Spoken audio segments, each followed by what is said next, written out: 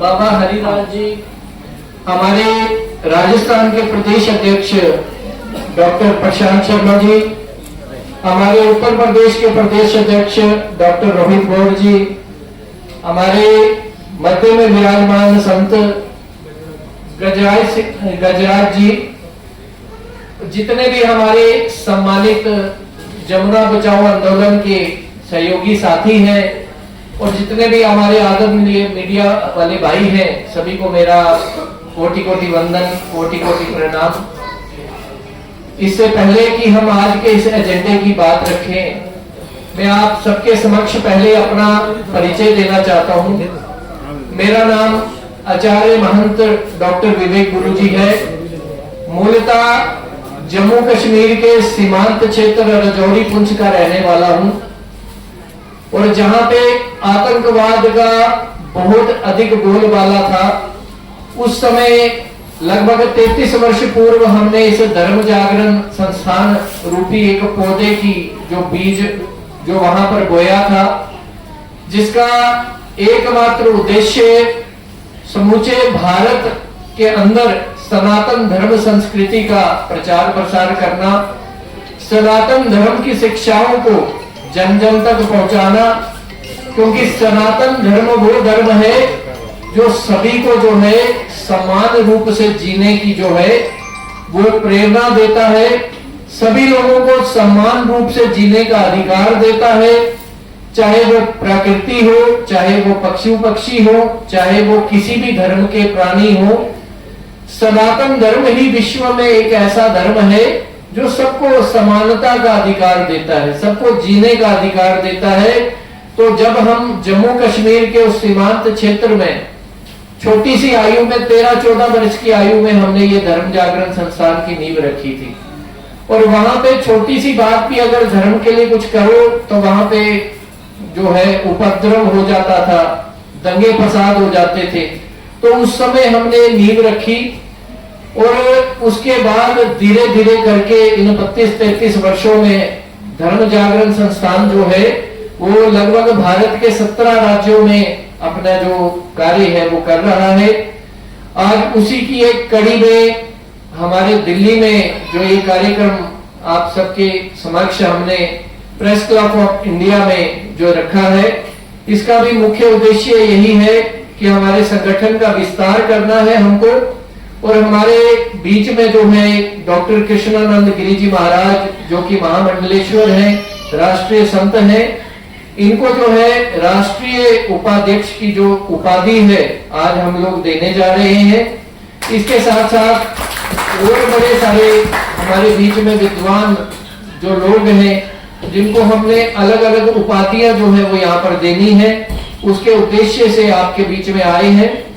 और हमारा एकमात्र लक्ष्य जो है आने वाले 2-3 वर्षों के अंदर पूरे भारत के अंदर धर्म जागरण संस्थान के माध्यम से सनातन धर्म की शिक्षाओं को जन जन तक पहुंचाना, क्योंकि जब विश्व में कोई भी धर्म नहीं था, केवल और केवल सनातन धर्म था।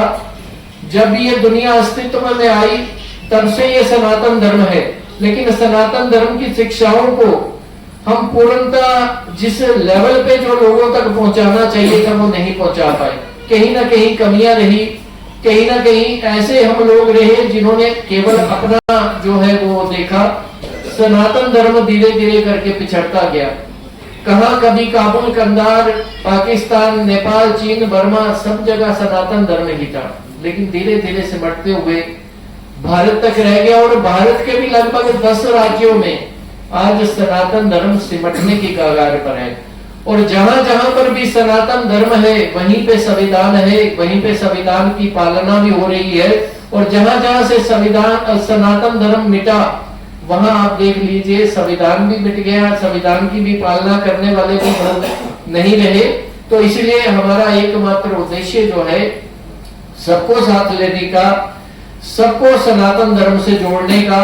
और जो अलग अलग पंथ बनाकर भटक रहे हैं वो नदी नालों में जो है वो अपना, जैसे कहते हैं ना, एक समुद्र से, एक नदी से जब कोई नाले के रूप में कोई अलग हो जाता है तो वो धीरे धीरे क्या होता है, वो पानी धीरे धीरे करके सड़ने लगता है, बदबू मारने लगता है। तो ऐसे ही हमारे जो बड़े सारे लोग हैं जो सनातन धर्म रूपी पवित्र नदी से बिछुड़कर जो अलग अलग पंथ बनाकर केवल वो अपना वो धर्म प्रचार, अपना मान सम्मान बढ़ाने के लिए कर रहे हैं, हमारा उनसे भी अनुरोध रहेगा कि ये सनातन रूपी वट वृक्ष का हिस्सा बने। इस सनातन धर्म रूपी जो एक पवित्र नदी है जो गंगा की तरह पावन है, उसका हिस्सा बनकर सनातन धर्म को आगे बढ़ाने का जो है वो हमें सहयोग करे। क्योंकि गंगा, गीता, गौ माता भारत के हैं निर्माता, और जब तक हम इनकी रक्षा नहीं करेंगे भारत का भला नहीं हो सकता।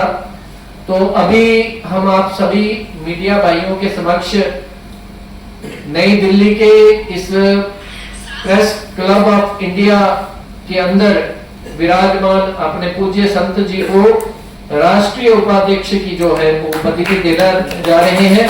मेरा सभी से अनुरोध है 1 मिनट के लिए खड़े हो जाए।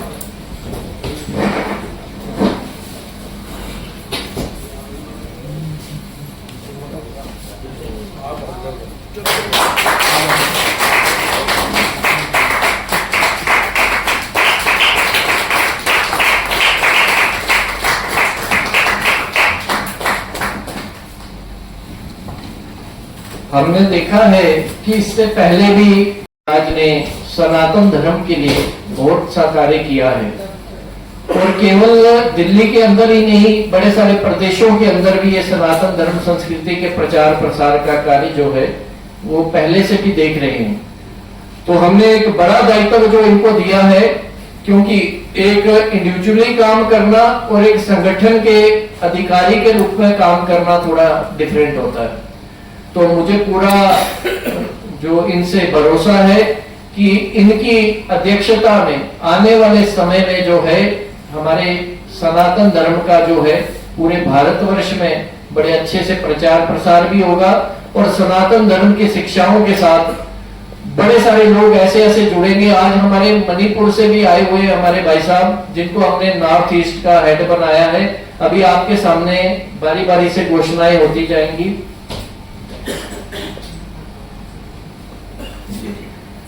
अभी जो दूसरा नाम है हमारे पास डॉक्टर एच रविकांत मेहते, जिनको हम नॉर्थ ईस्ट का प्रभारी बना रहे हैं धर्म जागरण संस्थान का, वो एक बार आपके समक्ष आ जाएंगे। यहाँ पर उनका सम्मान हमने कर दिया है, एक बार सभी लोग जो है इनको जान लेंगे। Doctor H Ravikant Mehta, north east प्रभारी।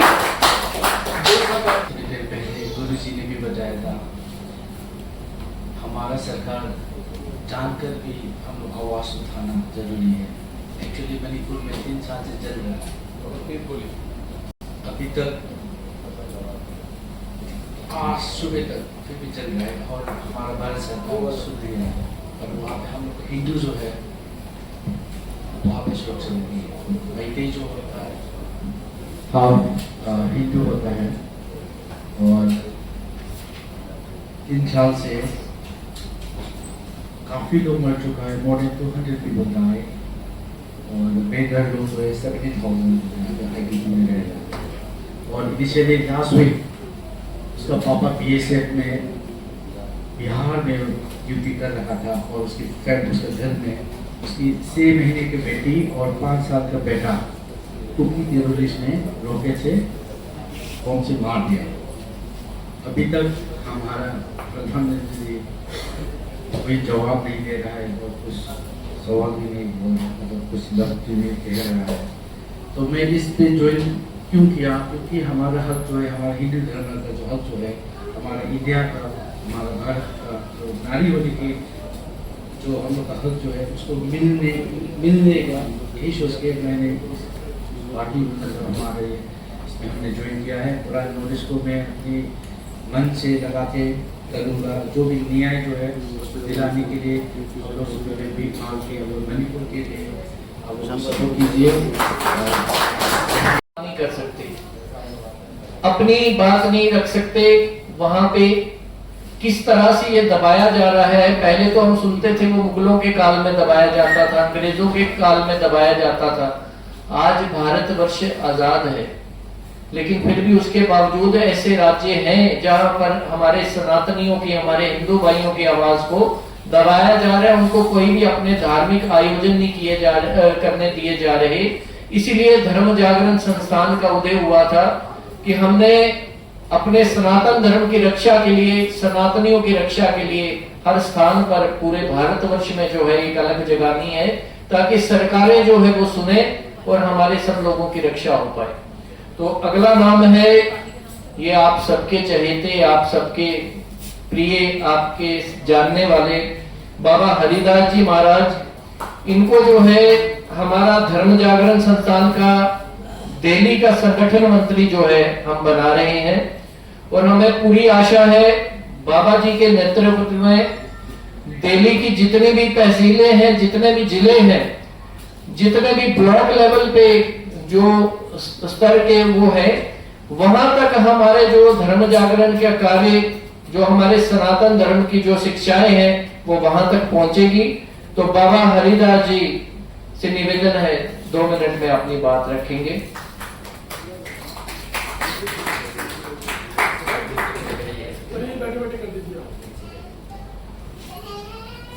बहुत धन्यवाद, आप सभी का बहुत बहुत धन्यवाद। आदरणीय डॉक्टर विवेक गुरु जी के माध्यम से आदरणीय मंच पर विराजमान सभी और सभी यहाँ पर बैठे, सबसे पहले मैं धन्यवाद करता हूँ अपने चौथे स्तंभ पत्रकार महोदयों का, सोशल मीडिया का और जो प्रिंट मीडिया है, क्योंकि आपके माध्यम के अनुसार ही हम अपनी आवाज को उठा सकते हैं। हम कितना भी प्रयास कर लें, हम कोई भी कार्य नहीं कर पाएंगे जब तक कि आपकी कलम नहीं लिख के देगी। तो मुझे जो भी दायित्व दिया गया है, मैं बाबा हरिदास यमुना बचाओ हस्ताक्षर अभियान के लिए निडर होकर पूरी दिल्ली में काम कर रहा हूं, और आपने जो मुझे सौंपा है इसको और कड़ी जोड़कर मैं ऐसा संगठन तैयार करूंगा कि दिल्ली में आपको कहने का मौका नहीं मिलेगा। बहुत धन्यवाद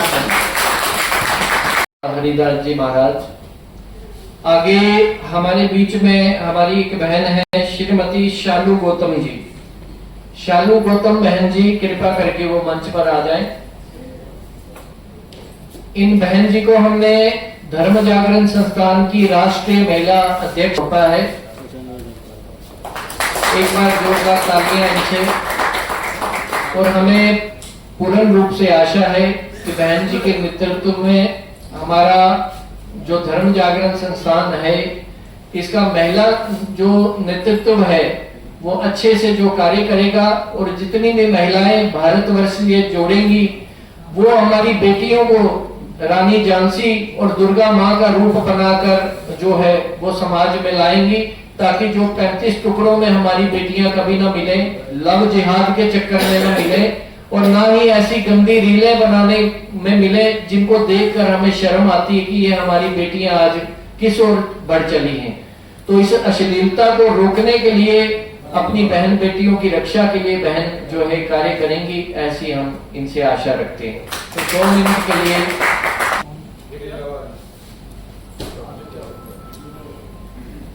जो प्रभार मुझे दिया गया है उसके लिए मैं आप सभी मंच पे जो उपस्थित हैं सभी का धन्यवाद करती हूँ। और मैं अपनी तरफ से पूरी कोशिश करूँगी कि जो मुझे आभार प्रभार दिया गया है उसका मैं पूरी तरह से निर्वहन करूँगी, पूरी तरह से अपनी तरफ से जितना कोशिश हो सकेगा मैं करूँगी। धन्यवाद। कि वो आ जाए मंच पर। इनको हम दिल्ली का प्रदेश अध्यक्ष थोड़ा इधर हो जाओ, और आगे हो जाओ। नमस्कार आप सभी को। माइक ऑन करो, माइक ऑन करो। बोलो बोलो पढ़ो। नमस्कार। माइक ऑन नहीं है आपका। अरे आवाज तो आ रही, सुन बोलो बस। आपकी वजह से माइक खराब हो गया। नमस्कार आप सभी को। जो दायित्व हमें मिला है उसको मैं भली भांति निर्वहन करूंगा, और संगठन के जो विचार हैं वो आप सबको मैं अवगत कराऊंगा। इसके साथ ही मैं राष्ट्रीय अध्यक्ष जी का, राष्ट्रीय उपाध्यक्ष जी और हमारे जो संगठन के जो भी पदाधिकारी हैं उनका मैं आभार व्यक्त करता हूं। मुख्यमंत्री से भी मिलोगे? आरडी पांडे जी से निवेदन है वो मंच पर आ जाए। धन्यवाद। मैं संबोधन में ज्यादा समय व्यतीत नहीं करूंगा। मंच पर विराजमान सभी विद्वान लोग और उपस्थित सभी मेरे बंधुगण और सभी कार्यकर्ता जो भी हमारे देश के विभिन्न प्रांतों से आए हुए हैं, आप सबको नमन करता हूँ। सनातन पे, हमारे धर्म पे बहुत कुछ हमने अभी सुन लिया है। सनातन पर अगर हम बोलने जाए तो हमारे को घंटों या दिन की आवश्यकता नहीं है, इसमें महीनों की और बहुत लंबे समय की जरूरत है इसको समझने के लिए। लेकिन अगर आप इसे बहुत एकदम 2-3 वाक्यों में समझना चाहते हैं तो सनातन अपने आप जो है जहाँ से व्यवस्था शुरू हुई, जो हमारे जिन लोगों ने हमारे मानव समाज को, आप उनको ऋषि मुनि भगवान ब्रह्मा जो भी बोलते हैं, उन्होंने जो आचरण किए, उन्होंने जो अच्छे आचरण किए, वो एक सिस्टम बन गया हमारा और वही हमारी जो है सनातन में धीरे धीरे परिवर्तित हो गया।